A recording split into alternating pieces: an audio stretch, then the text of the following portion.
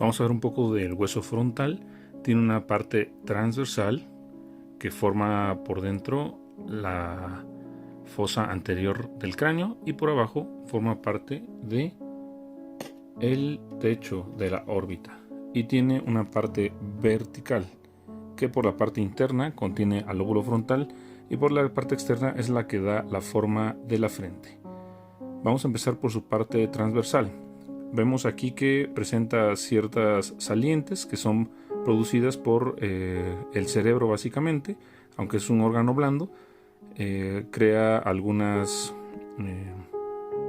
salientes como las que vemos aquí, que se denominan mamelones.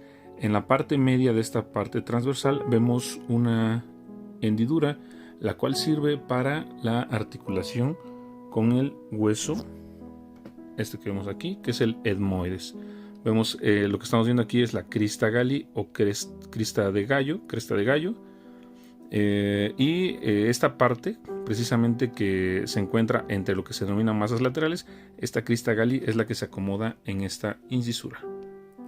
Este es un cráneo en el cual se imprimió en 3D una tomografía y vemos aquí como la crista galli sobresale en la parte media del hueso frontal, pero se encuentra el hueso frontal fusionado.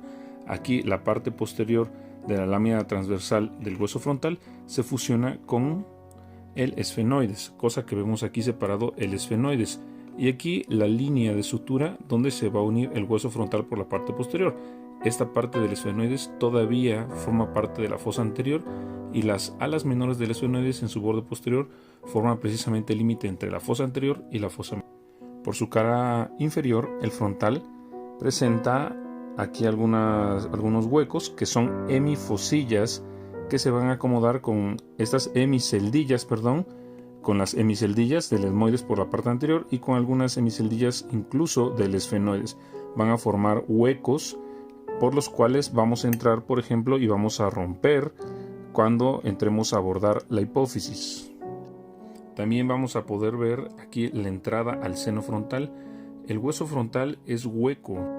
Aquí tenemos dibujada aproximadamente la extensión del seno frontal hacia ambos lados. Es algo que quirúrgicamente se debe de considerar, ya que la nariz pues es una estructura que está contaminada. Al menos hay estafilococos, estreptococos a veces y alguna otra flora normal que si lo abrimos en una cirugía craneana puede contaminarnos el cráneo y se requiere una cirugía especial para que esto no suceda. Se llama cranealización del seno frontal.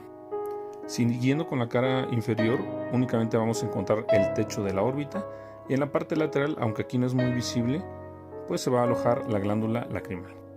Por la cara interna de la lámina vertical y sobre la línea media vamos a ver primero una pequeña cresta que se va a continuar enseguida con un surco. En este surco se aloja una gran vena. Aquí inicia el seno sagital superior, el cual va a drenar la sangre de ambos hemisferios empezando por el frontal.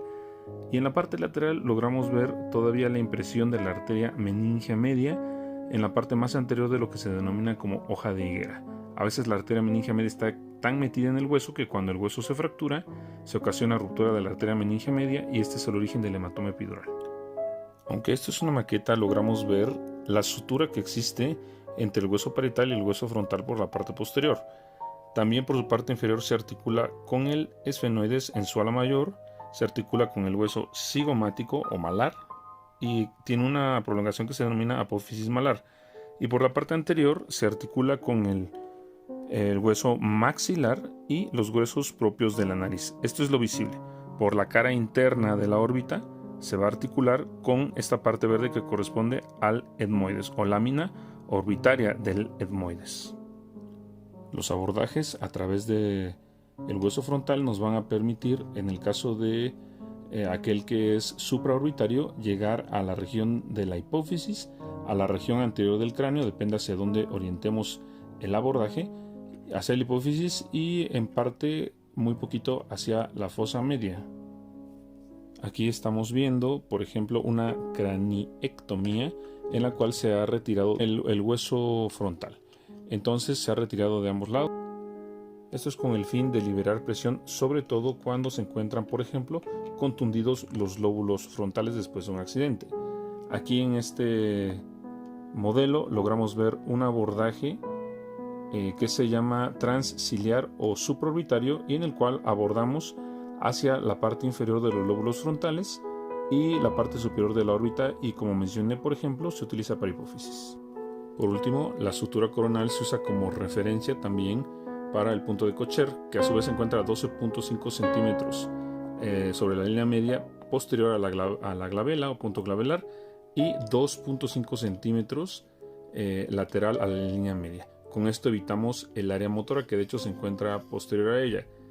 Aquí tenemos de hecho una válvula que salió impresa en la tomografía, y esta es la parte proximal de una válvula que se introduce hacia el cráneo, igual en el punto Kocher que ya mencioné.